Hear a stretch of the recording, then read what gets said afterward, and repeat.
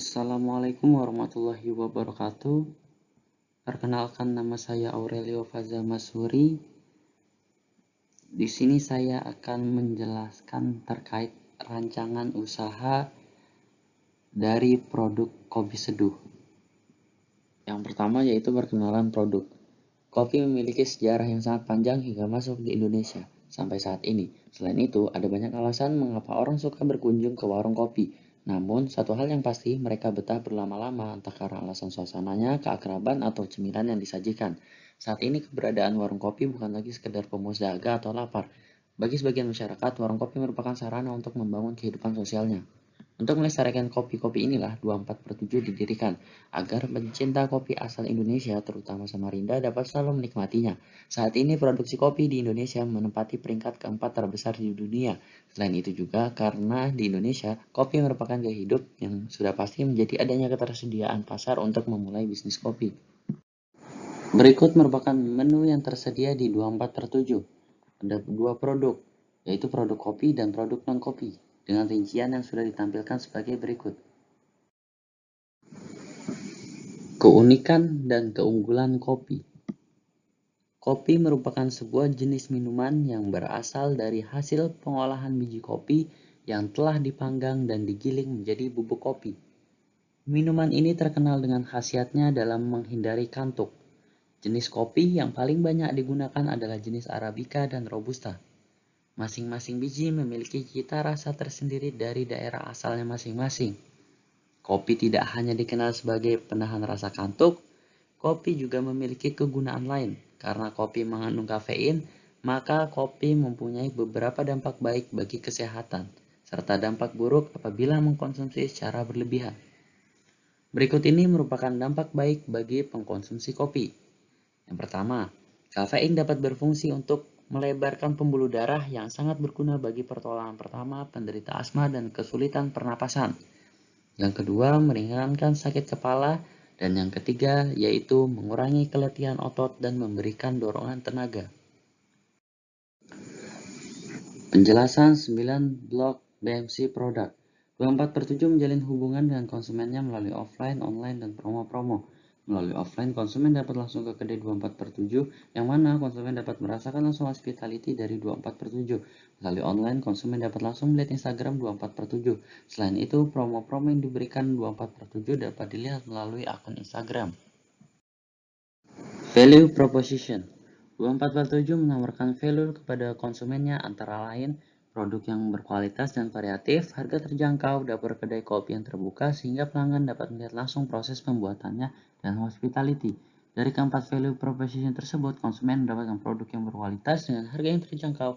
Hal ini dikarenakan biji kopi yang digunakan memiliki grade yang tinggi sehingga sudah terjamin kualitasnya, baik dari proses budidaya yang tidak menggunakan pestisida hingga menggunakan biji hasil roasting yang tidak pecah, yang membuat rasa dari kopi tersebut kuat dan tentunya dengan harga yang sangat terjangkau dibandingkan kedai kopi lain. Yang ketiga, yaitu Customer Segmentation. Dalam menentukan segmen pelanggan, 24/7 menyasar kalangan menengah ke bawah. Secara garis besar, segmen pasar yang dituju oleh 24/7 adalah remaja dan dewasa, laki-laki dan juga perempuan yang suka menghabiskan waktu senggangnya di kedai kopi. Kebanyakan pelanggan yang mengunjungi 24/7 didominasi oleh kalangan mahasiswa, pelajar, serta karyawan. Yang keempat, channel. 24/7 memiliki dua jenis saluran distribusi kepada konsumen, yaitu pendistribusian secara langsung dan tidak langsung. Untuk jenis saluran penjualan secara langsung, 24/7 menjual produknya secara langsung kepada pelanggan yang datang ke kedai 24/7. Untuk jenis saluran tidak langsung, 24/7 memilih memasarkan produknya secara online. Yang kelima yaitu revenue stream. 24/7 memiliki revenue stream melalui penjualan produk. Selain dari penjualan produknya, media sosial yang dimiliki 24/7 dimanfaatkan juga sebagai media partner untuk mempromosikan pihak lain. Selain dari kedua hal tersebut, 24/7 juga menyediakan ruangan khusus untuk meeting yang dikenai biaya tambahan bagi konsumen yang ingin meeting dengan suasana kedai kopi. Yang keenam yaitu Key Activities. Key Activities yang pertama yaitu persiapan bahan baku. Persiapan bahan baku dilakukan dengan mencari dan membeli berbagai macam jenis bahan kopi dalam pembuatan kopi seduh seperti biji, kopi, sirup, susu, dan lain-lain. Kemudian selanjutnya, produksi. Proses produksi dilakukan dengan membuat berbagai macam olahan kopi agar menciptakan sebuah minuman yang enak dan juga variatif. Aktivitas yang ketiga yaitu pemasaran. Kegiatan pemasaran dilakukan dengan merencanakan 24/7 dari berbagai aspek seperti merencanakan dan menetapkan produk apa saja yang akan dikeluarkan, menetapkan harga produk yang dikeluarkan, dan lain-lain. Aktivitas yang terakhir adalah promosi. Promosi yang dilakukan 24/7 bervariasi mulai dari potongan harga ataupun bonus yang didapatkan jika membeli produk tertentu.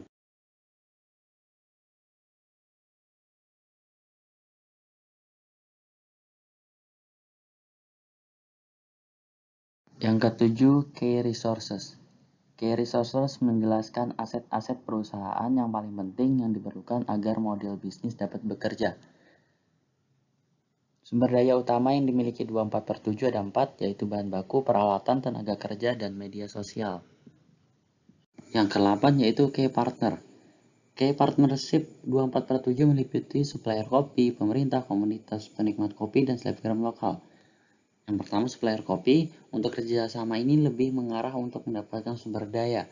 Yang kedua, pemerintah. Kerjasama dengan pemerintah ini adalah mengikuti program pemerintah. Yang ketiga yaitu komunitas penikmat kopi, yaitu suatu kumpulan sosial untuk berbagi cerita. Dan yang keempat yaitu selebgram lokal. 24/7 menjadikan selebgram lokal karena efektif dan efisien untuk mempromosikan 24/7 selain dari mulut ke mulut. Yang terakhir yaitu cost structure. 24/7 memiliki struktur biaya yang dibagi menjadi dua bagian, antara lain biaya tetap dan biaya variabel. 24/7 dalam menjalankan bisnisnya juga memiliki berbagai macam revenue untuk menekan cost yang dikeluarkan. Sekian pemaparan dari saya mengenai produk kopi seduh. Kurang lebihnya mohon maaf. Wassalamualaikum warahmatullahi wabarakatuh.